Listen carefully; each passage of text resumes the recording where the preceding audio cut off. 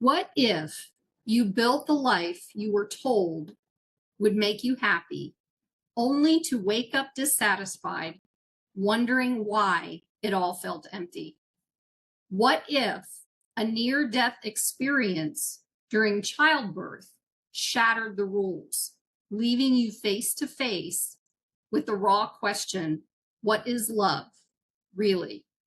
For decades, Diane Haworth has chased that truth from church dogma and separation to the beloved principles, to the recent passing of her husband, a moment she now sees not as a loss, but as love transforming, guiding her from the other side.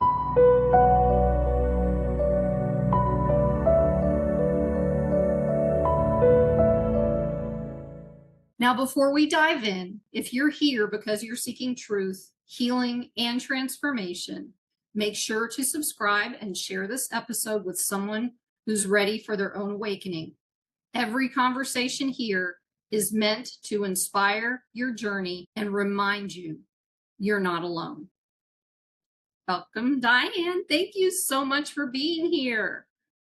Thank you. Diane, can you go a little deeper into the trauma that you experienced and how your personal healing journey got you where you are today and into the work that you do? Well, I really appreciate that question. And I think, we all have traumas, right? And it's almost like, which trauma do you want to start with?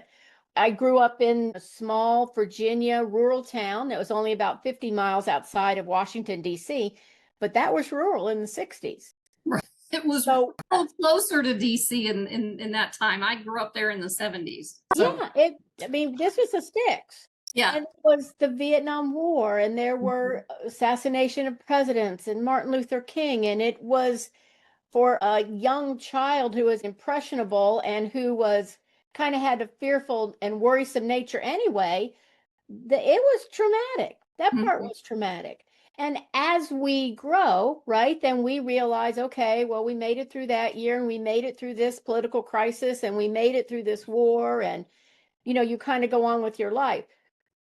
When I realized that I really was trying to do everything right, I was trying to go to church and read the right books and, listen to Oprah when she was on, just try to do all the right things. And just things they just weren't clicking the way that I thought they were, or I thought they should, according to all the books I had read and workshops I'd gone to. And back in those days, the little cassette tapes I'd listened to. Oh my God. Yeah, we're talking a long time ago. Yeah. And when I started putting everything together, and that just evolved over time, because most of us, right, we still have to go to work and do the laundry and pay the bills, and we have all the life thing happening. I realized through some of what most people would consider the biggest traumas were the biggest growth spurts. I don't think it has to work that way, by the way, but that's the way it worked for me. So I had a near-death experience during the birth of my first child, a daughter, and that was 40 years ago.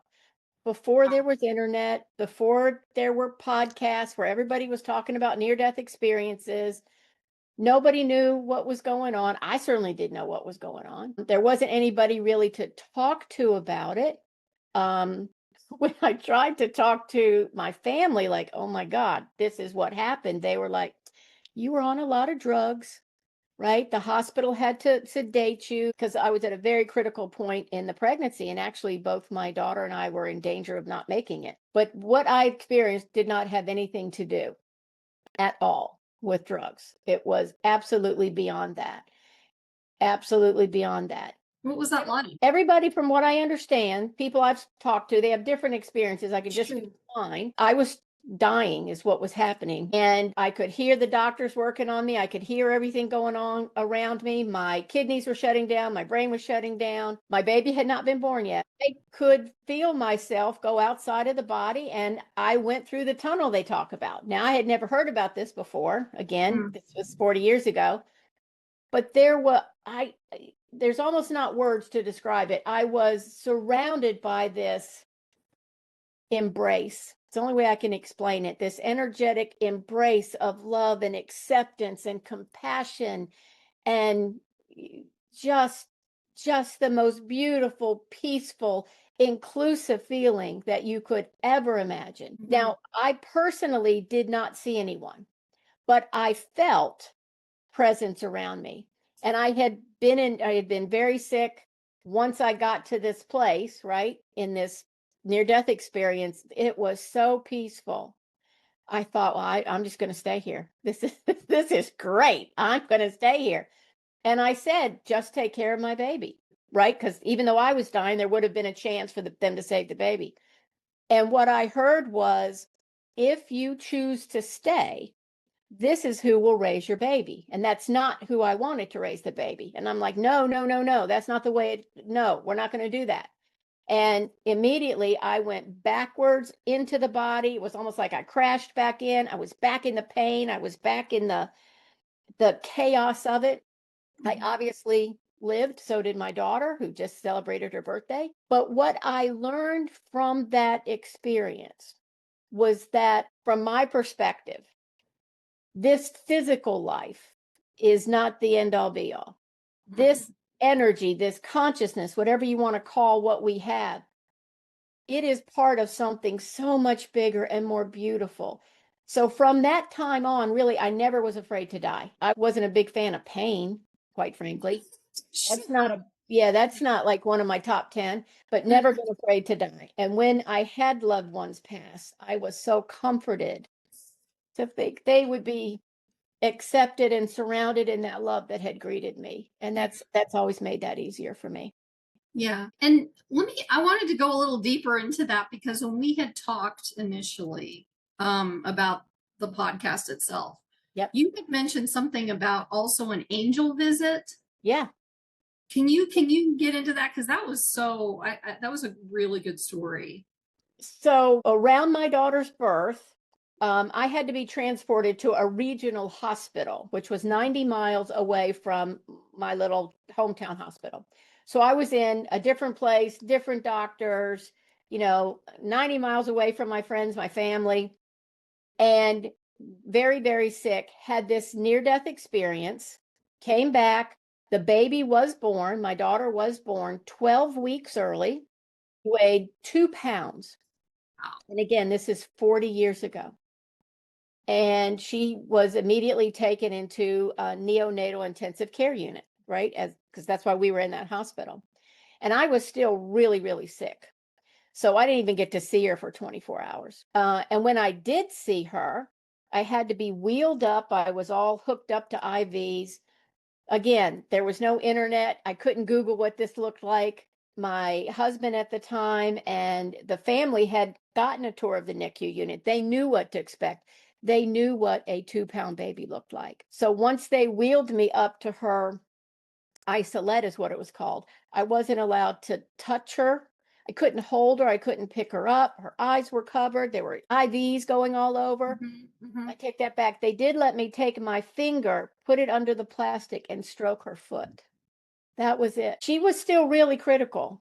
Yeah. Right? She was still really, really critical because she was in, at least then, there were 3 areas of the NICU, and she was in the most critical unit, most critical area. Then there was 1 nurse assigned to her per shift.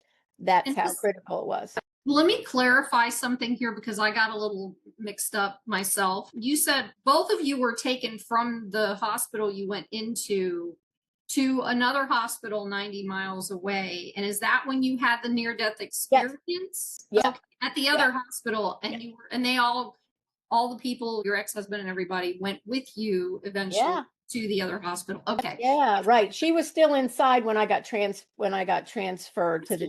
Did they take you by ambulance or? They tried to get a helicopter, but back in the old days, there was 1 medical chopper, and it was already at a traffic scene. Okay. So I had to be taken in the back of an ambulance with nurses because they thought I was going to stroke out before I got there. Wow. Okay. Well, I wanted to kind of get an understanding of probably why this started happening with you. So, all right, back to the angel and the baby angel. Yeah. So, and thanks for that for asking for the clarification. So the baby's born on a Saturday, emergency cesarean on a Saturday. I don't get to see her until Sunday night. Wow. And they keep saying, you're critical, she's critical, Of course, what do you want to know? Is my baby okay? Mm-hmm. We're going to see. We're doing everything we can. I got that routine. And Monday morning, my husband, my daughter's father was next to me. It was just the two of us in the room. And two doctors came in, and I could tell just the way I could just tell by their demeanor, something was not right. Their shoulders were slumped. They were young doctors. This is a teaching hospital. Mm. Okay. And it was very hard for them to look me in the eye. And they said, we need to give you some information. We have an update on your baby. There's been a bleed in the head, which is not that unusual when a child is born that early. Mm-hmm. But I mean, just the words, it's terrifying. And I said, what does that mean? And they said, we don't know. There could be mental impairment. It's not unusual for children that are born this early to be blind or have significant eyesight issues. We just don't know. And then they turned around and they left. And I just broke down. I can feel it now. I just broke down because it's just like, oh, we went through all this, and now you're going to tell me this. And my then husband, who I have to say had been by my side the whole time, he just couldn't take it, and he said, I'll be back, and he left. So I am in this room sobbing, and I'm just like, help me, somebody has to help me. And just then, at the door, I see this young woman, and she's probably in her 30s. She had brown hair. She was dressed in jeans and a shirt, and she only came to the doorway. And she said, hi, I have a baby in the NICU unit where I have a little boy. We're from Roanoke. I saw you up there. So immediately I'm like, oh, here's another mother that understands. So I calm down, and I'm interested in what she's going to say, of course. And obviously I'm still upset. And she said, I just want you to know that everything's going to be okay. And when it feels too much, you take it day by day. And when that's too much, you just take it hour by hour. And when that's too much, you just get yourself together and go moment by moment. But I promise you, everything's okay. And then she just turned around and left. And immediately I just felt this calm come over me. And it was just like, okay, maybe we're going to have a rough ride, but everything's going to be okay. Hmm. So I calmed down. My husband comes back into the room, and I'm like, we got to get up to the NICU unit. I told him what happened. I said, I've got to tell her how much what she said meant to me. So he still has to go get, they've got to unhook me, get me in a wheelchair, that was in another floor, actually, take me up to the floor. And when we get there, I'm asking the floor nurse, the one that runs the floor, right? I'm looking for this lady. She looks like this. This is what she's wearing. I just saw her 10 minutes ago. She's got a little baby boy. They're from Roanoke. Can I speak to her? And she said, there's nobody here like that. And I'm like, oh yeah. This is what she looks like. And I, in detail, explained what she was wearing, everything. And she said, there's no little boy here from Roanoke. There's nobody here. She said, I know all the mothers. I know all the fathers and the grandparents that come in here, because there was only like 13 beds in this thing. She said, I know everybody. There isn't anybody here like that. And I didn't exactly know what that meant at the time. Yeah. But I still just felt so comforted. And again, my family thought, well, you're just hallucinating. There was not a hallucination 40 years later, and it's still doing this to me. Yeah. I now believe that love manifests in a form that you need when you need it. And I really needed that. I really needed that. I needed to be strong for her. I needed to be strong for me. I just really needed to have that faith. I needed a reason for my own healing, right? Because I needed to heal and be able to take care of this baby. I'd like to just pause here, because that's when you talk, you walk right into very profound statements, I've noticed, because I took took notes before. I have a few of them that I'd like to go into, but this latest one, this is so profound. It's love manifests in a form you need it when you need it. It always does that. Even when we think it's not going to do that, it does that. Now I'm starting to tear up. Yes, it just can't not. It can't not. I mean, that's as humans, if we're not aware that that's a thing, then we just kind of blindly go through life, not getting that understanding of what love really is. And that's like, this is so profound, you know? I mean, the energy that you have within just that statement and around your story is like, people just feel it. Don't listen to it. Just feel it, because I'm feeling it. I know you're feeling it because I'm feeling what you're feeling. I get it. I understand. And, you know, with all of the chaos and everything that goes on in our lives and in the world and everything, this is the thing. This is it. This is the most important thing. And we're going to get a little bit more into this work that Diane does. But I wanted to ask you some other questions. Were you finished with like the story part of it? Because I can just go into some. Oh yeah, because it's just crying from here. So go on, honey. Let's go. Go on, honey. We're good. We're good. When I read the intro, we also had a thing because now I was raised Jewish, so it's a little bit different than being in church, obviously. But I have been. I've done research. I've been baptized. I've attempted to try and understand what religion is all about and all this kind of thing. And one of your experiences dealt with the church and dogma, and how, and just hearing your story leads me to want to ask you about maybe how you felt, like the difference between what you learned in that church environment and with the dogma and this experience with love. Keep in mind, from my personal research and understanding of religion, all religions have a baseline underneath before all the stuff grew on top of it of love. All of them do. And so this is part of the connection here. But from your learnings and all the things that you experienced in church, can you kind of give like this understanding or recognition or aha moment or something that you experienced from this, from that? I hope that made sense. Did that make sense? Well, let's see. I think so. Okay, you'll try. You know, like everybody, every church, every year in the life of a specific church will be different because it's about who attends, who participates, who's at the head. My church experience was with a Presbyterian church that was a very loving environment. It was very loving. They were wonderful people that always wanted to do the right thing. So we didn't have the fire and brimstone stuff. That's not what we had. However, when you are looking at the Bible, for example, as a text, there's a big difference between the Old Testament and the New Testament.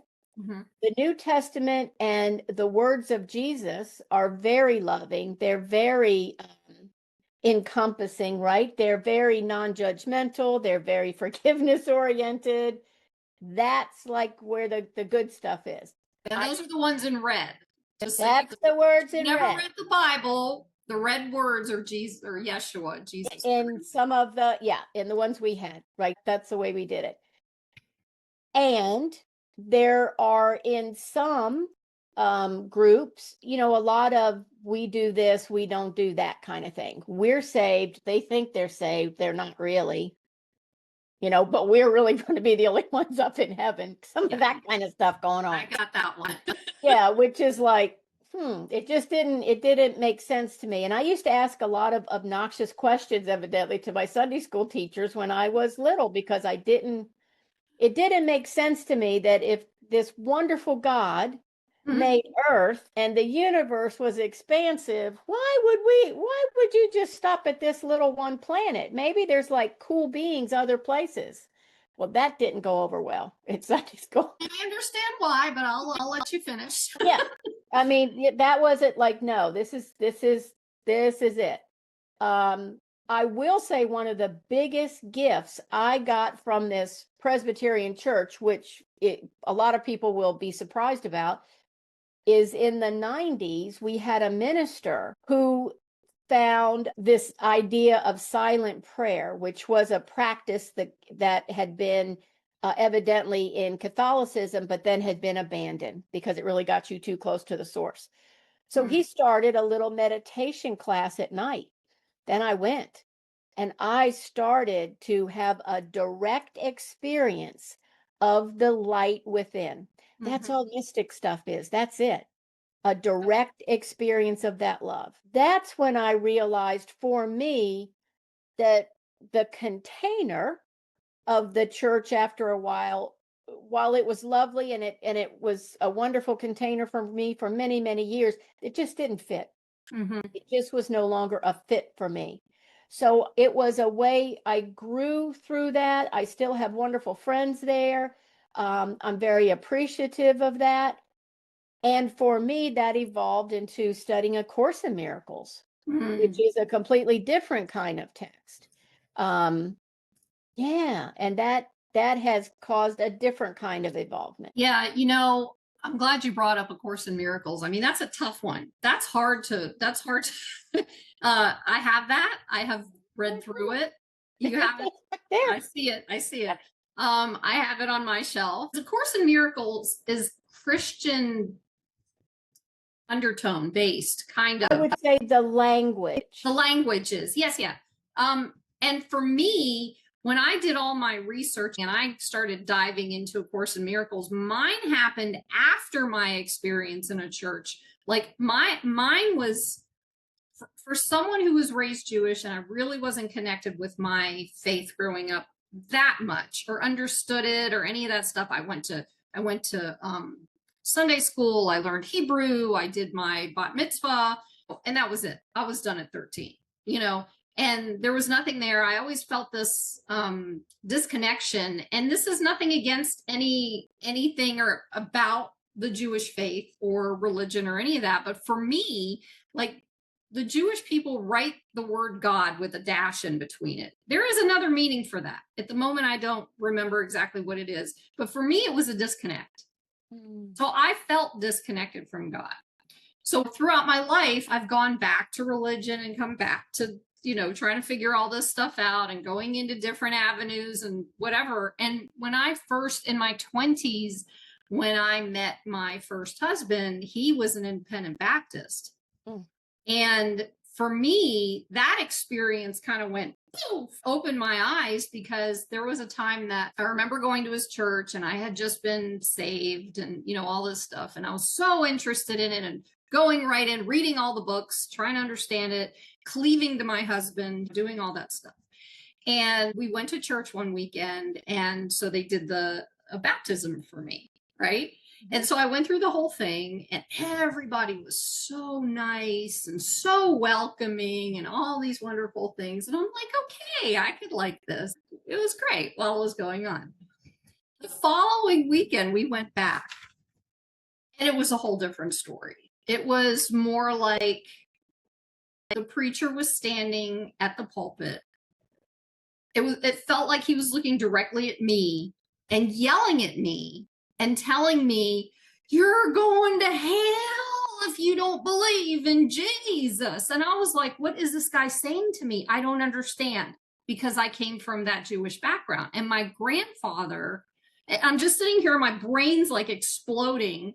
And my grandfather, who was the kindest, most gentle person on the face of this planet, is Jewish. He used to work in the synagogue helping with the high holy day books and all this stuff. And I'm thinking about him and I'm like, wait, this doesn't make, same thing like what you were saying. This is not making any sense to me. So why is this wonderful human being going to hell and this guy who's yelling at me, not because he believes in that Jesus, right?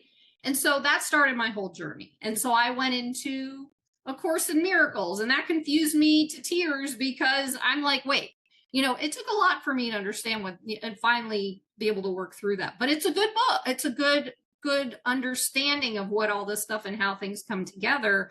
And it definitely teaches about the difference between love and fear, right? That's the key. That's the key now. That was the key when I personally was going through it. So I just wanted to give a brief synopsis on what my experience was, but I want you to go in deeper into this love part and bring in the information about fear, because we're living now in a very, very fear-based environment and society and world. And that's not what's meant to be happening. Things are kind of coming to the surface and people are scared. And I know about your beloved principles. So I think that whatever anybody's experience was with religion or being in church or synagogue or anything you've ever gone through, if we can go into that underlying space of love, and if you could go more into what the beloved principles are and give us an understanding of what that really is, as opposed to what we've been taught. So let me do that in two parts, if that's okay. One of the things that the course, which we're talking about, A Course in Miracles, which is considered a mystical text written, channeled by a Jewish agnostic, actually, Columbia University. Okay, didn't know that. Yep. Helen Schuckman, look it up because it is fascinating. Okay. What it basically says, and it takes 600 pages to do this, is the only thing, love is the only thing that's real. That's it. Love is eternal. Love is the single thread of truth that runs through each one of us. Mm-hmm. We come from love, in love, to live love. That's it. Anytime we feel out of alignment with that divine truth, we are in that fear space. And fear can look like anger, overwhelm, stress, all of that sort of thing, because we have momentarily forgotten the truth. When I was having the baby, right? I was in a big fear space. Is she okay? Is she going to be physically okay? Is she going to be mentally okay? How am I going to take care of this little 2-pound baby? How is she going to grow up? All of the fears. What that visitation did from the lady that I believe to be an angel, she brought me back to the truth. And the truth was, this little being was a tiny, teeny, tiny little spark of the divine. She was love, no matter what would happen. And it could have gone either way. Mm-hmm. That love would never die. Love doesn't die. It doesn't. That's the truth. When I can stay in the present moment, for example, then I'm not as worried about the fear. So before I tell you about the principles, I'll tell you about this little thing that happened last week. I was experiencing some physical pain. I pulled my hip in a way that was just really physically very uncomfortable. And I decided I would take a walk, because sometimes I can walk it out and it'll feel better. And I mean, it really hurt. And I'm just in my head, I'm just kind of bitching, like, I can't believe this is breaking down and blah, blah, blah. And I got to call this doctor, and what does a chiropractor say? And I got to get an x-ray, just all those things. So I immediately was in this place of fear, right? Yep. And I remembered, wait a minute. Love is not only in me, is me, it's all around me. Mm-hmm. And I said to myself, show me the love that's here. And I swear it is like the part in The Wizard of Oz where it goes from black and white to Technicolor. Yeah, yeah. I'm taking this walk and I am seeing birds and butterflies and fall flowers that were right there that I hadn't seen. I'm hearing a little brook that I didn't even flipping know was there. I'm feeling this beautiful warm breeze on my face. I'm just marveling. And the only thing I could think to say was, thank you, thank you, thank you, thank you for showing me this. And I'm walking better and I'm not in pain. The fear, for me, I'm not a doctor or a psychologist, so go get whatever help you need. But for me, whatever I'm focusing on intensifies. Yes. Now, this doesn't mean that you're going to ignore a health issue or a mental health issue at all. I just encourage people to, whatever you're dealing with, because we're all dealing with something, bring love to it. Not your idea of love, not the love of attachment, Right. not the I love my slippers, I love spaghetti, I love to watch Christmas Vacation, right? That's not what we're talking about. Yeah. We're talking about the intelligent, creative, expansive energy that beats your heart and mind, that creates galaxies, that makes the flowers bloom. Whatever you think that is, I usually talk about that as love with a capital L. Whatever you're going through, that's the energy, the intelligence, the creative power that will help you through whatever you've got in your life, not your very constricted, fearful, woe, poor is me thing. It's not going to work. No, I wanted to ask you something because you just said it. I just want to clarify, verify, whatever. You said love is the energy. You just That's now how I said see the it. energy. I Right. see it as a all encompassing. It just is. Well, and that's love is it's deeper than this. It's a feeling, it's an emotion, it's like everything. The reason that love doesn't die is because it's an energy, right? Because I mean, it's like a very high vibration energy. That's my understanding. When we're Okay. talking about we love our spouse, we love our children, that's Right, a human love of attachment. and that's very limited. That can die. That Well, can go away. the real love doesn't die, No, but that's what I'm saying. attachment can. Exactly. I mean, that's like because we all go through issues of divorce and different things like that. That's the kind of love that can go away. That's not the same energy. In actuality, what I think is interesting is like when you first, this is an example in my mind, and you can verify this, but at the beginning of a relationship, of meeting a new person, and that those feelings, those elevated feelings of energy that you're feeling, and you don't know really if it's love or if it's whatever it is, it just feels good. That to me is the actual energy of love that doesn't die at the beginning, but then the humanity comes in and starts beating on the door because we're both, you're both in this relationship for growth, which I see it as, and then it starts to pull us away from that love, the actual, what do they call, agape love or whatever. That's more of an energetic love, and pulls us into a human love. Does that kind of, For me, it's almost more than that. more It is because I think of it more like when you see small children on a playground, I mean toddlers, that do not know who's the right kids to play with, who's the wrong kids. They don't know anything about color, race, socioeconomics.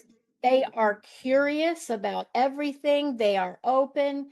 They're authentic, right? That to me is a purer human part of this love. But the kind of love I'm talking about, I just think it's beyond our human comprehension okay. because it just is. Do you remember when you were younger? At least this is what happened to me. First time I'm trying to get my head around space is infinite. Like that can't be. There's got to be an edge, and then like, well, wait a minute, then there has to be another edge. It's just hard. And at one point you just go, well, that's the way it is.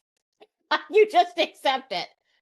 And to me, this love that I think of as an energy, because that's just the only human word I can think of, because it's so much more than this. I mean, think of what we do. Think of how you put love into things. I'm thinking of someone in a family member who's passed actually, and the love she put into baking at the holidays. This was nuts that she did this. Yeah. But it was, and did her stuff taste different than everybody else's? Oh, yes, it did. Yes. Yep. It totally I've did. tasted love food like that before. I get it. I know what you mean. It totally did. Yeah. Wow. Yeah. That love that is this, it's very, my experience is it's not only all encompassing, but it's just this, it's just this beautiful giving energy, sharing energy. Because as humans, and you rightly mentioned, all the conflict now, a lot of the conflict comes from our understanding of lack. There's not enough oil, there's not enough gas, there's not enough this or that or whatever it is. in actuality, there's more of everything than any of us could ever need. There's a distribution issue. There's obviously a distribution issue, Yeah, right? That's a whole nother conversation. So how do these principles work? I didn't know if you were finished with like the lead Yep. to Honey, that. we can go on We could go on forever. So, I know. That's why I let's was get to trying the principles. Let's get to the principles.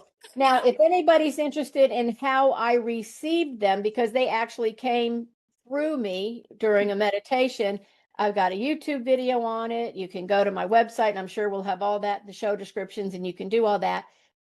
But you might be able to tell so far, I'm pretty practical. I like my lists. I like to check stuff off. It's like, okay, I'm supposed to be loved. Like, how do we do that? Like, I'm a how do we do that kind of girl. Yeah. Some people can just be. I need more instructions personally. Yeah. So during this meditation, I asked love, meaning this big love, universe, God, whatever you want to call it. What do you most want me to know today? And I literally heard, be love. How am I supposed to do that? And I was given a set of 4 statements that I now call the be love principles. And what has happened after I've worked with them for all these years is that I realize each statement is super simple, just like love is, very simple, but powerful.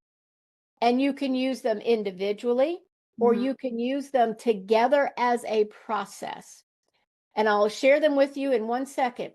What I found they do is if I bring an issue or a challenge to the principles, I find that it takes me from this very constricted personality perspective, right, to a more expansive divine one. So it's like you're on the first floor of a building and you can only see this far ahead of you, and you go up to 100 floors and you can look out and you see you have a broader perspective. So the first principle, which I'm going to say this every time, but it is my favorite. But they're all my favorite. Greet everyone with an open heart, without an agenda. Greet everyone with an open heart, without an agenda, which seems like, okay, that's not a big deal. Yeah, that's a big deal. That's a big deal. And I had to, when I got all of these, I actually worked with each one of them for a week. I mean, I didn't know what these things were. I'd never heard of them. It's pretty much, when you take them all together, it's almost like a little mini version of A Course in Miracles, which I didn't realize for probably 5 years, by the way. But without an agenda part, that's the biggie, right? Without my preconceived judgments about you or who you are, without any filters from my education or my upbringing or my family or where I live in the world. Or programming. My beliefs, to really greet someone with an open heart, right? Without an agenda. That's a big thing. Yeah. And when I work with clients, the biggest thing I ever come across is having them greet themselves. Wow. Without an open heart, without an agenda, without the I should have done this, and why didn't I take this major in college, and why did I marry that stupid guy, and why didn't I do this? This is life-changing, just this one. That's the first one. The second one is see the divine essence in everyone and everything. So when we're looking out on the world landscape now, and I was just this morning in a Zoom with somebody from Norway and somebody was from the UK. Everywhere on the planet that I'm aware of is having all kinds of challenges, right, to the norm. People, organizations, ideas, anything like that, that you have a history with or you believe a certain way about, right? There is a divine essence there, whether you can see it or not. So if you think of someone, think of somebody that was a bully to you in school, for example. That person, that kid, whoever it was, at one point was a tiny, innocent, authentic little baby. That's where that divine essence is. The more that we can greet them with an open heart without an agenda, the more we can look for the divine essence, the more we can open a space to understand what's going on, right? So Stephen Covey said, seek first to understand, then to be understood. What's happening now is everybody's just talking over each other. Can I share something that I think fits in with this from my own experience? Yeah. Okay. Yeah, you can. When I was going through my healing process in the last 6 years, I was working on forgiving my mother.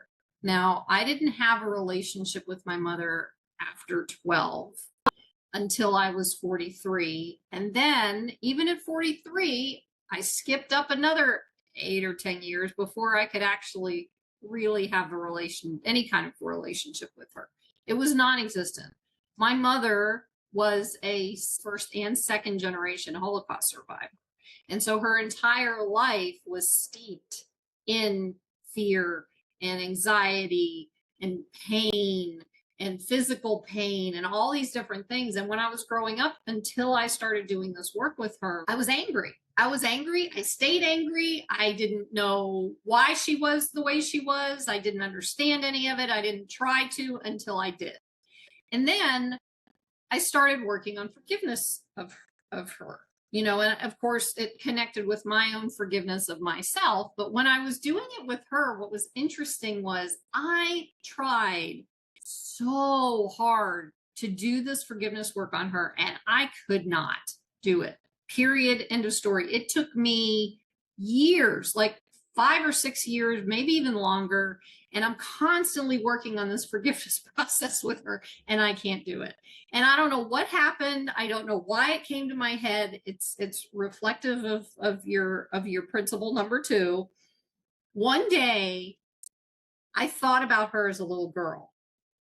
I thought about her as a little girl going through the Holocaust, because when it started, she was 5.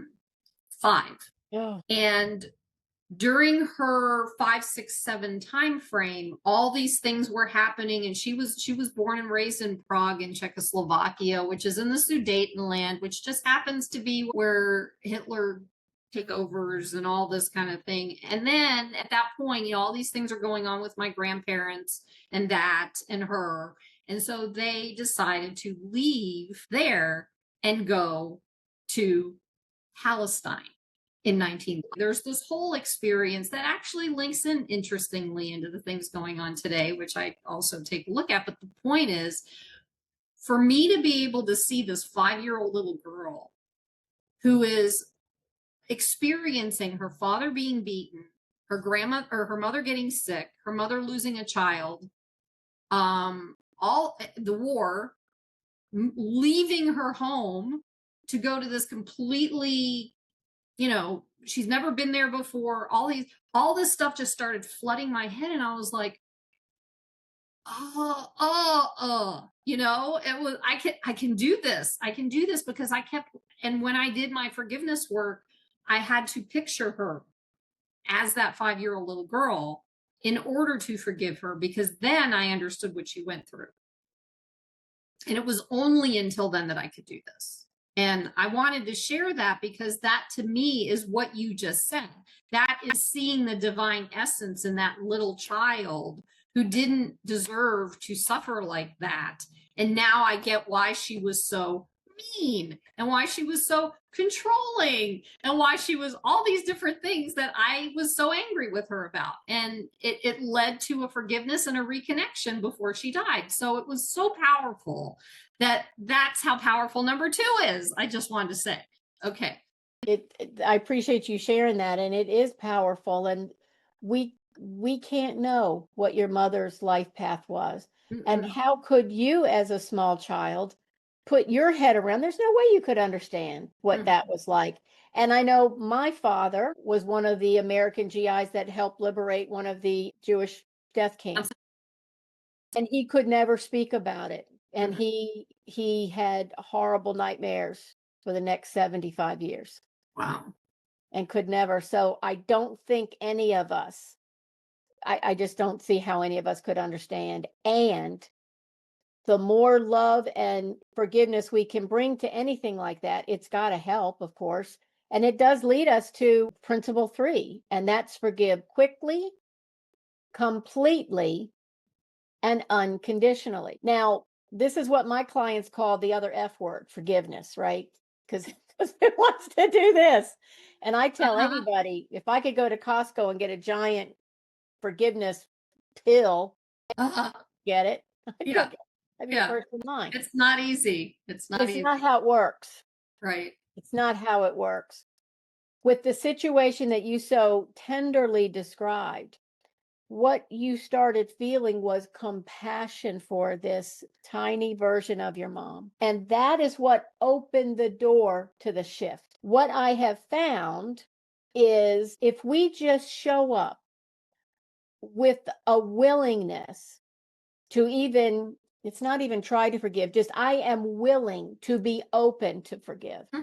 That all grace needs is this tiny little sliver of a door to be open. And what I found after doing this hundreds, probably 1,000 times, is when you lead people through the process, how can you greet your mom with an open heart without an agenda? How can you see your mom's divine essence?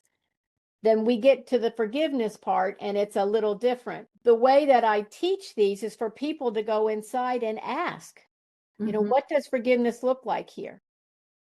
How do I forgive quickly, completely, and unconditionally? Well, luckily, you can forgive somebody that, I mean, I've had many clients who have had profound healing experiences when they forgive somebody who's been dead for 25 years, right? The reason we hold on to anger and resentment and fear, it's a protection. If I'm holding on to this, you can't hurt me anymore. Which isn't true. Just It saying. feels true. It feels true, but it's not true. You still get hurt. Well, when you can understand that a personality might have hurt you, the divine essence didn't hurt you. The divine essence of you, the divine essence of the other person is just love. That there's no pain in that. There's plenty of pain in human choices. Sure. And I will tell my clients all day long, you need to call the police, you need to take legal action, do what makes sense to create healthy boundaries, and ask how this forgiveness will work with you. Well, and that's very, I don't mean to, were you finished? Because here's the thing. I mean, I've seen stories, and I want you to kind of touch on this piece of it, but there have been stories of people who have forgiven individuals who have done horrible things to family members or them or whatever. And it changed the energy. It changed things. And they've had these things going on as long as I can remember that I've seen them. People in the courtroom, and the person who is the victim going up to the person who is the perpetrator and forgiving them in front of everybody in a courtroom. And the perpetrator, I'm going to start tearing up right now. The perpetrator breaks down and starts crying because he knows the fact that the person forgave him like that, and it was a true forgiveness, right? The act was forgiven, yes. Yeah, but it was the energy of it. It wasn't just like, yeah, I forgive you. It wasn't like that. It was like this true energy exchange with these people. And I do know a lot of people who either have like this understanding of forgiveness that's based off of what they've learned, or based off of just forgiveness or any of that kind of stuff. Can you give like a way? Because a lot of these people, they're like, no, not going to do it. But that actually holds you back from your own healing when you don't. But is there something you could share with people who are like totally, no, I'm not going to do it? Yeah, there is. And that's, and I get this all the time. So I absolutely understand it, because I probably had PhD in grudges. So I get it. Yeah. I absolutely get it. And I get how false the sense of security is when you hold a grudge or a resentment. It's actually really physiologically and from a stress perspective, biologically really dangerous to do that. And sometimes people don't even know that they're doing it. They think that the grudge is okay, but it's still doing damage. Or they say, I forgive, but I don't forget. Right.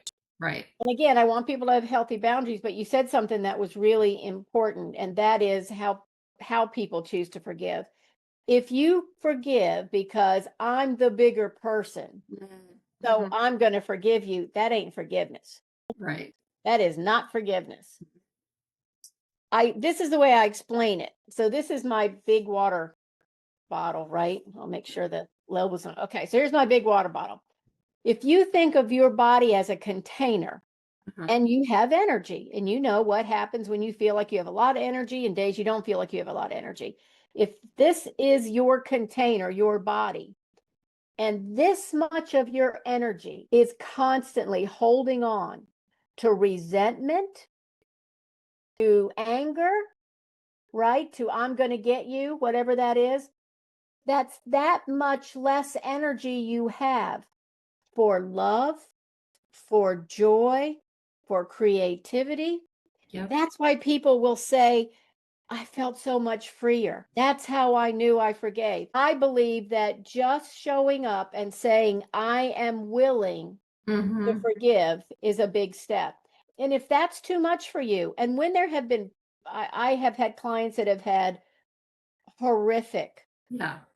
physical trauma, right? What they have found a way to do is say, I am willing to be open to think about what it would be like to forgive. Anything that just opens up that little door. And I'm always telling people too, if this is too much for you, then you're not ready. If you're not ready, you're not ready. Yeah. There's no judgment, right? But the benefit is all to you. It is all to you. Yeah, I was just going to say that because it doesn't, the other person, any of the work that we do to heal ourselves has nothing to do with the other person. Forgiveness in actuality, in true actuality, has nothing to do with the other person. It has to do with releasing that chunk of liquid or energy out of your body that was in the cup that Diane mentioned. And it opens space. It's all about opening that space for the love and everything else to come in, because if you don't, you're always going to feel like protective and hiding and all this kind of stuff, or there's going to be moments where it's just things are going to come out that are going to hurt. I mean, that's my experience when I held on. And absolutely, again, get the right professional support for any work like this, right? Yep. And my experience has been, it's actually what I think about one of the things that the Course in Miracles says at the very beginning. It's not like you have to find more love. Your invitation is to remove the blocks to love. Yes. So when you remove this resentment and you remove this anger and you remove this, right? And I don't mean pretend it's not there, because that's not what we're talking about. But when you find a way through therapy, through working with a coach, through working with the Beloved Principles, whatever it is, to be able to move through that, then that is where you have more room in your life for the joy, the happiness, what you really want. Nobody in third grade, when you had to write, what do you want to be when you're an adult? Nobody said, I want to be stuck, terrified in my bedroom. Yeah. All day looking at YouTube videos. Nobody wrote that. Yeah. That's not what we want. And That's it's not what we want. What's really interesting about this, and I'm doing a little bit of research, or a lot of research right now, on Carl Jung, but Carl Jung existed at the end of the 1800s, beginning of the 1900s, and he was talking about this stuff back then. So he understood what it was, but it was like, this is actually, this process that you are talking about, Diane, is actually what our life is about. It's about letting go of the things that are blocking us, not trying to add more like affirmations and all these things on top of it. The more we release all these emotions, that stuck emotions, and what's the word I'm looking for, resistance and all these different things, when we release all that stuff, it actually opens a channel up for us to heal. And that is our life. That is the purpose of our life, is to let all these things go so we can move towards love. A deeper understanding and experience of being love, right? Yes. Of being love in the world, which leads to that fourth principle. And that's remember, you are the light. You never left the light of the all. So you will hear lots of folks like you and I talk about the oneness. And then you go out on the street and you're like, well, we're not one. They're in that body and they're in that body, and I'm in this body, and that's a caterpillar and there's a tree, and they don't look like one. The energy of love is what runs through everything. That is the oneness. And to me, it's really interesting that in my vision, this came through as light. In the mystical texts, they will talk about light as all knowing. So it's like when you just know, you don't have to ask a lot of questions, right? It's the all knowing, it's the light of the all. When I work through with somebody through this process, and let's say there's a forgiveness opportunity, and if it's okay, we'll use your mom. So we would go through, and I've got videos on this on YouTube that people can look through, or they could download them free from my my website too. We would have you think about your mom. That'd be our focus person. And I would have you go inside, and in the silent, sacred space of your own heart, I would lead you through and have you say, show me how to greet my mom with an open heart without an agenda. And we would just sit in that energy. And whatever needed to work within you, we're trusting love is doing its work. Then we would go to the next one. Can I tell you what wait, before you do that, can I tell you what happened? Yeah, you can. That? Because I did it. I could feel this opening of my arms, just the acceptance. That's what I got. The visual I got when you said that. And we're not even doing it. That's how powerful this stuff is. That's how Right. powerful this is. I'm just like, I mean, you're just, I know. I wish I could doing it. So let's. Yeah, I wish I could tell you I came up with these. I am not this smart. It came through me. Oh, you're smart. But go ahead. Amazing. Yeah. So the second thing we would do is just say, show me my mom's divine essence. And that's something that you had shared with us before. I could see her as a small child. Then when we get to the forgiveness part, depending on the situation, I would have people say, if you are willing, or if you're ready to forgive, then we would say, show me how to forgive quickly, completely, and unconditionally now. And people usually feel if that is not the case, then I would say, if you're not ready for that, would you be willing to say, show me what it would feel like to be ready to forgive? And then this really is my favorite part. When we get to the fourth part, which is the light, I would have you imagine you were in a spotlight, like about 10, 15 feet light all around you. And I would lead you through a process where you felt the light within, where you felt each cell resonating and singing to that note of divine essence. And I would invite you, if you were ready, to bring a representation of your mom into the circle of light with you. Not to condone behavior, but if you were willing, bring her into the circle with you. And that's where I've seen people just break down and cry. So we're not making anything right or wrong. What this does is expands your awareness. So then you can make more informed decisions going forward about how you want to live your life. That's the real magic of the principles. That's beautiful. And it, like you said, you weren't actually doing the process with me, but I was able to pull off of it and keep going even a little bit deeper into the work I've already done with my mother. And here's the thing I want to say, you don't just forgive somebody one time. You don't forgive yourself one time. This is a consistent, I mean, even Yeshua said this. It's like, how many times are you supposed to forgive? 70 times 7. Okay, that's a lot. But the point is you have to keep doing it over and over and over again so it sticks. So it helps you move through it.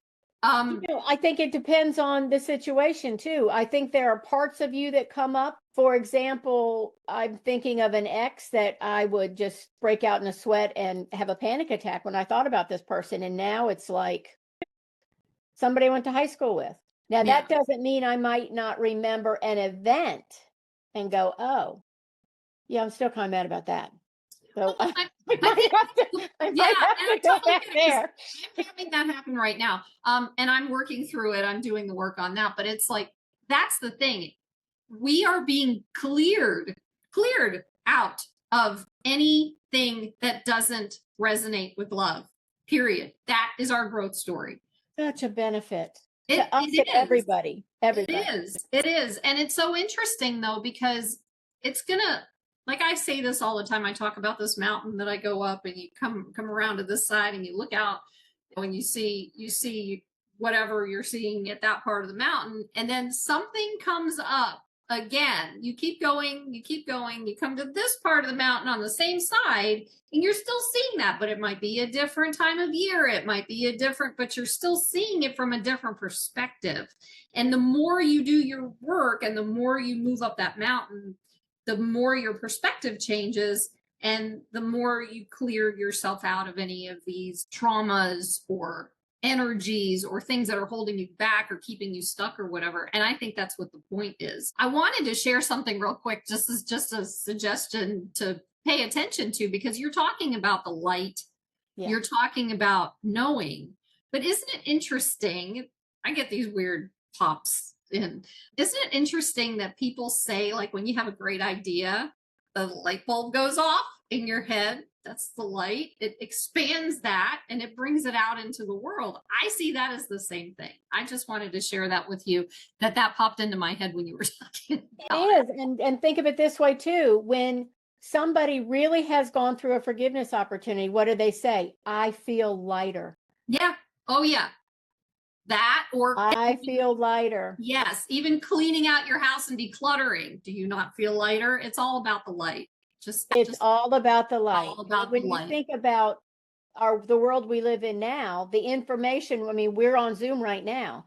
I don't understand it, but there's like little bits of light going somewhere that are recording somewhere. No, no.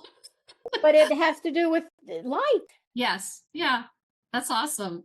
So this is like all such amazing information, and it validates, for me, it's validating like all the work that I've done and the connection with love that keeps coming up like more and more and more every day from my own healing journey. So thank you so much for this. Now, okay. I wanted to ask you something since it happened most recently, and I know it was happening just before I reached out to you. So it's part of this process of us having this conversation. But what have you discovered about love since the death of your husband? And can you give us an idea of when that was, so people know what the timing is with this, how important? Absolutely. And also I want them to know that you asked me in advance about discussing this. So I did. Absolutely, all with my permission. And it's still a little raw. So I appreciate everybody understanding that.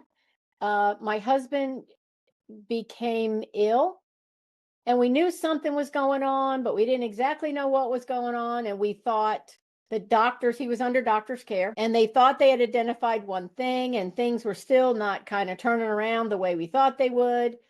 So we ended up in the emergency room in my local hospital on Friday, April 4th. And a scan revealed advanced stage 4 cancer that had already spread to multiple organs. And we were told that it just did not look like there were many options.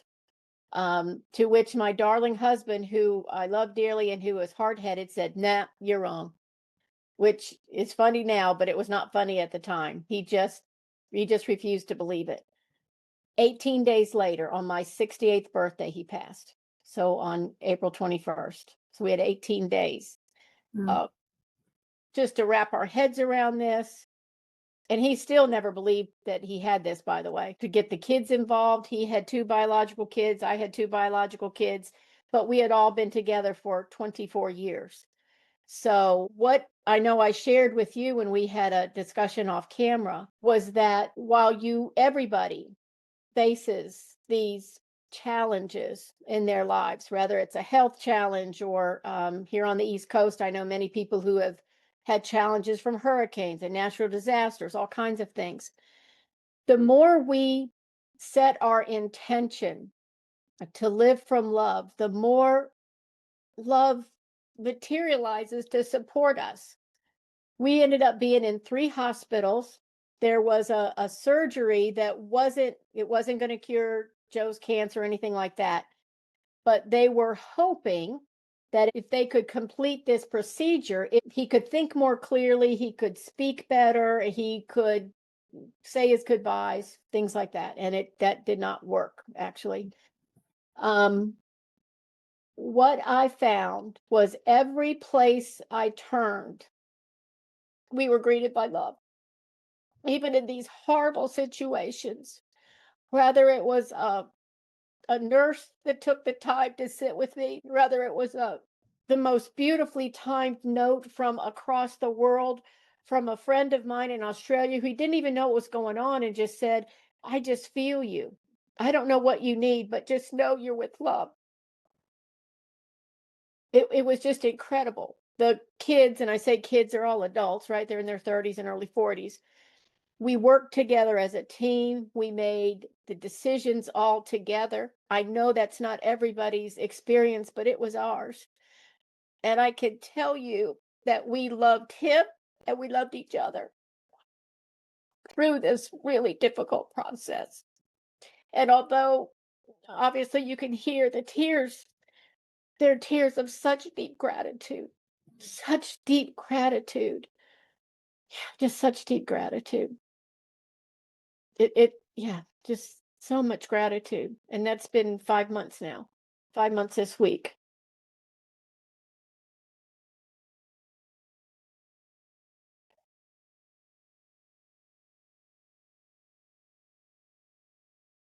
My experience is love is always there to support us and it does not die. I did not stop loving my husband because his physical body's gone. The form of our love has transformed. That's it, but it's still there.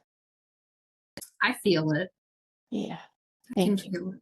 Yeah, absolutely. Yeah. Thank you for sharing that. I mean, I'm honored to be able to hold that space because I know how recent it was, and I just wanted to make sure that you were okay with I, this because well, I think I'm as okay as I can be, right? well, this is brave though, Diane. I mean, just being able to share this experience to even be a guiding light. There's the word again, a guiding light for other people through this. You know, that's what you're here for. You're holding that space right now for that. And I It- think that's love in and of itself right there. So thank you. Oh, well, thank you. This is a situation where I use the principles. How do Mhm. I how do I greet this diagnosis? How do I greet the kids? How do I see the divine essence in a diagnosis, when with the hospice folks, and how do I see the light? And one of the things that I did, and this is a practice that I would recommend for anyone in any situation, not only a traumatic one or a challenging one, but even in, really happy, wonderful times. What does love look like here? And how does love move me forward? Mm, And I ask that all day long. Show me the love. Where is the love right here? yeah. Because I'm missing it just for a second because I get in my feels. I'm human, I, right? But it I, was I always, feel, it's always there. let me ask you a question because I know the work you do is all revolving around love. What would you say to someone in the audience who has never really felt or experienced what love is, truly what love is? What would you say to them? And I would say that's what started me on my journey, Mm, right? I shared my dad was a World War II vet. He had went through these horrific experiences that nobody talked about in the 60s. Nobody said anything about that. He had his own demons. My mom had actually served in the army. She lost her mother at a young age. She lost her brother, who she adored, was killed in the war. She had her own trauma. I know they did the best that they could, but really, I did not grow up. I wasn't one of these kids that grew up feeling, loved and adored. I'm sure they did in their way. mhm. Whatever was happening with me, I didn't feel it. So one of the things that I was looking for, what is this love thing? That's why I would look to the church. Like what about this divine love? What is that like? This has been a lifelong quest for me. And it was to fill that hole in my own self. And I've heard some people say to fill a hole in their soul. Your soul doesn't have a hole in it. My understanding had a hole in it, Yeah, right? yeah, That's yeah. the way I look at it. But yeah, I didn't know. And it was in deep meditation was the first time, well, I take that back. The near-death experience was probably the first time I really understood this. I'm calling it divine love because I don't know what else to call it. This all-encompassing love. Yeah, that is beyond human comprehension or words. I don't have the words for it. And I have been able to touch that again in meditation. And when I received the Be Love principles, when I experienced the light of the all, I felt it again. And it's, yeah, that is what life is about. So stay open and curious. Yeah. Show me what love looks like for me today. Yeah. Show me how I can be more loving and be love in this situation.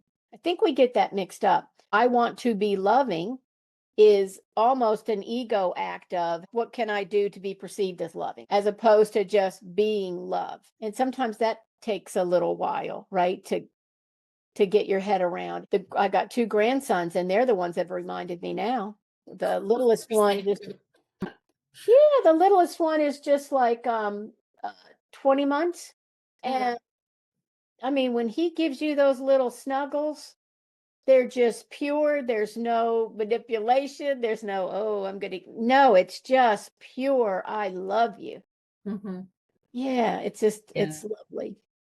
We have little reflections in life through that. Always. And look to children if you really want to learn about anything. Just saying, they know Go more than go to a kitten cafe. or a kitten cafe. Yeah.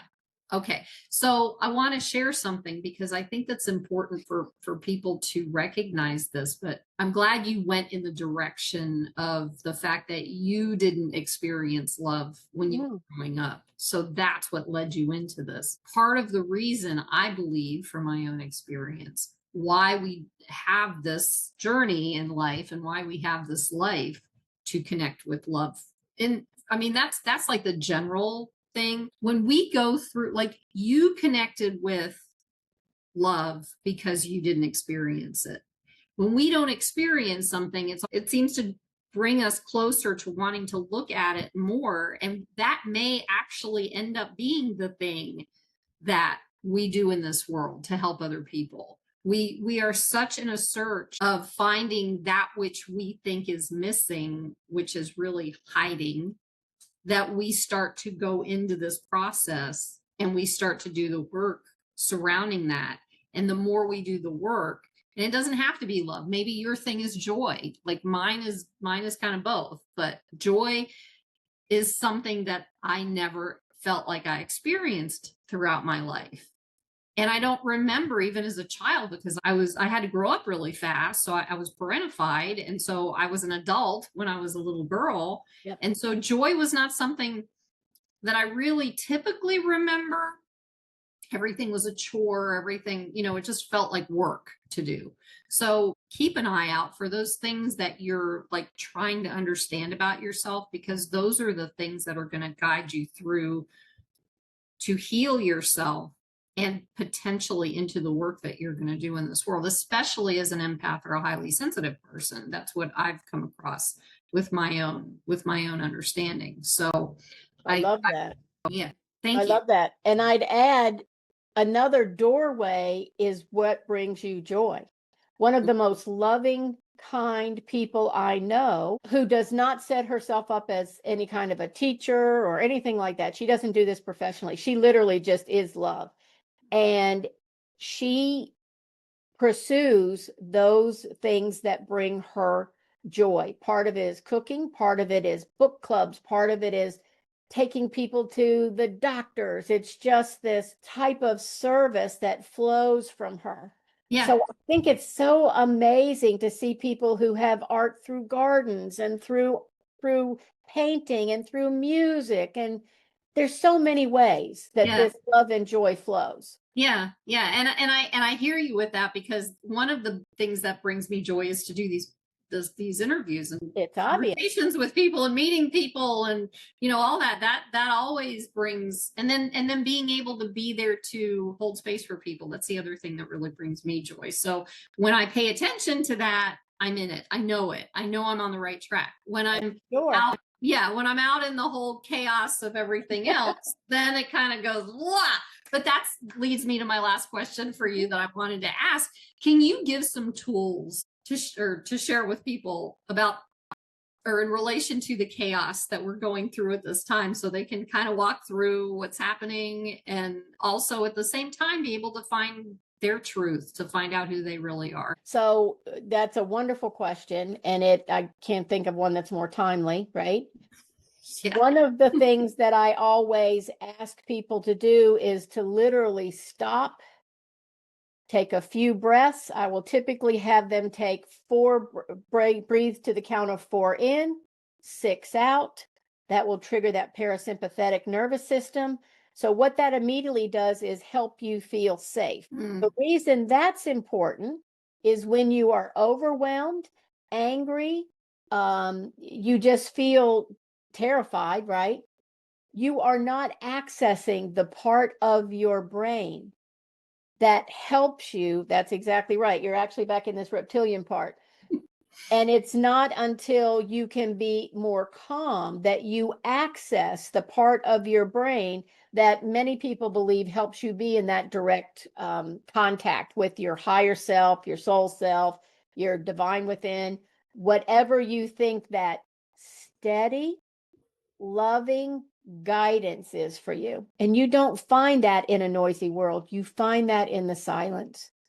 You breathe. I love to meditate. Meditate. If meditating's not your thing, go take a walk in nature without earplugs, without your phone. Simply find spaces to be.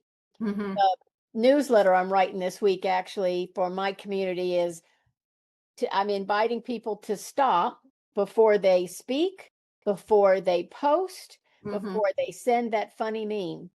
Are you contributing to the noise in the world, or are you contributing to a more peaceful, collaborative world? What is your action doing? So that's one of the first things, is what you do, think, and say matters. I don't want you to deny your feelings. What I want you to do is come from a place that's as grounded as possible, so you actually know what your real feelings are. And the tools that you resonate with, I mean, the Be Love principles are the ones that I resonate with. Find a community that is curious and diverse, I would say, and have meaningful discussions. Have meaningful discussions. That's where you find this real joy. And ask, show me the right people. Who are the people that I am most drawn to talk to today? Who are the people that I can serve? Who are the people that we can grow in love together? I like how you're sharing questions, because when we question something, we're opening a space up for learning. When we block that, you're literally getting out of your frontal lobe, and this is the thinking part of the brain. Like you were saying, this is the reactive part of the brain. So unless you stay here, ask the questions, do the research, find the truth, be the truth, all that kind of stuff, it's going to affect you. All this chaos is going to affect you. So I'm hoping that you choose to find a different way, because that's what we need right now. So thank you, Diane. Whew. Okay. Before we wrap up, I'm going to ask you some questions that I ask all my guests. Okay.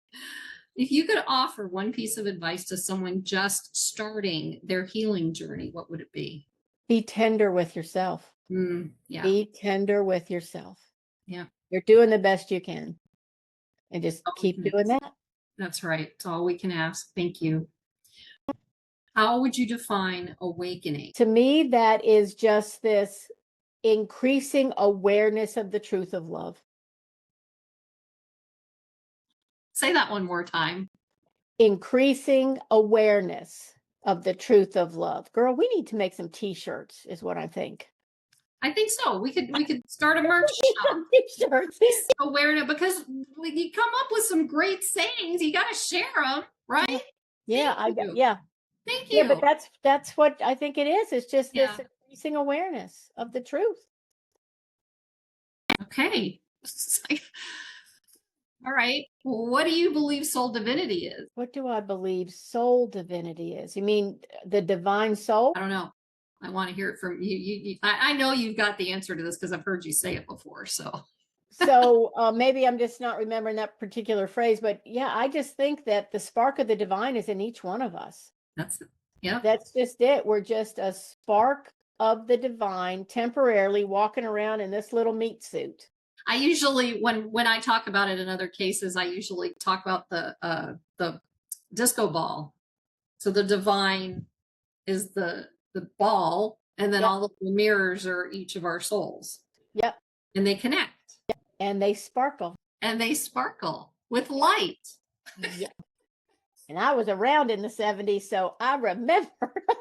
I was around in the 70s too. And I remember that too. We had disco balls. Yeah. So, I love those things, but they make me dizzy now. So whatever. How can people get in touch with you? Well, first of all, thank you so much for this conversation. It has been so much fun, and I appreciate you allowing the timing to be perfect for us. So thank you. So that I could talk about Joe and that journey. People can find out more about me. I've got 2 websites. One is beloveprinciples.org, and you can find out all the story. I've got meditations. I have a new, I have a workbook, free workbook. I even have coloring sheets. So all kinds of things there. And there's also a site called More from Diane, DIANE.com. And that's just a listing of things that I've got coming up. So you'll find classes. I have a monthly community. I welcome anyone who's curious about this path and wants to be in a community where we love and support each other through this journey. Absolutely. Absolutely. And we're going to have this information in the description. Yeah. Oh, that's right. And I wanted to ask you something, and I don't remember. Be patient with me. You will.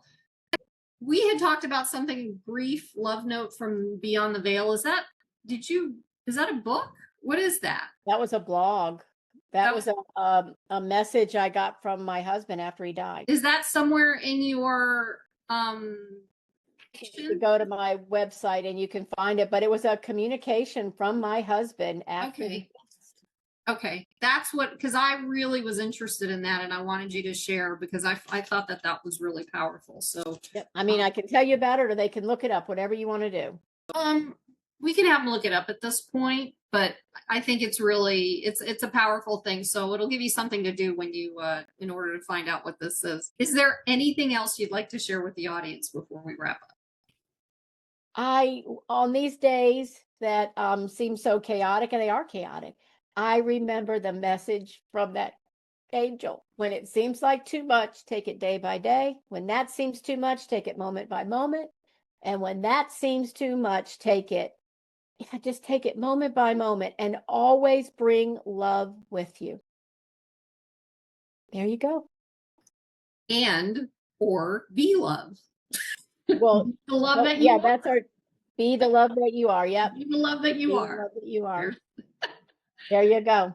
There you go. All right, Diane, thank you so much for opening your heart and sharing yourself and Joe and all of your experiences and your profound journey. You've shown us how dissatisfaction, near death, and even the threshold of a partner's passing can become invitations into a deeper understanding of love. And your life reminds us that love is not a rule to follow. It's a choice, a principle, a living energy that carries us beyond fear and grief.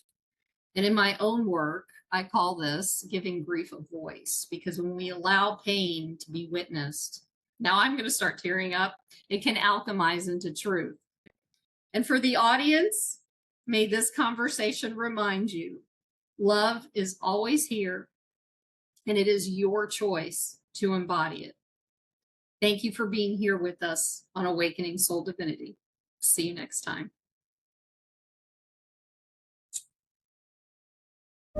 Thank you for being here. Click on one of the videos below to keep going on your healing journey. And don't forget to subscribe.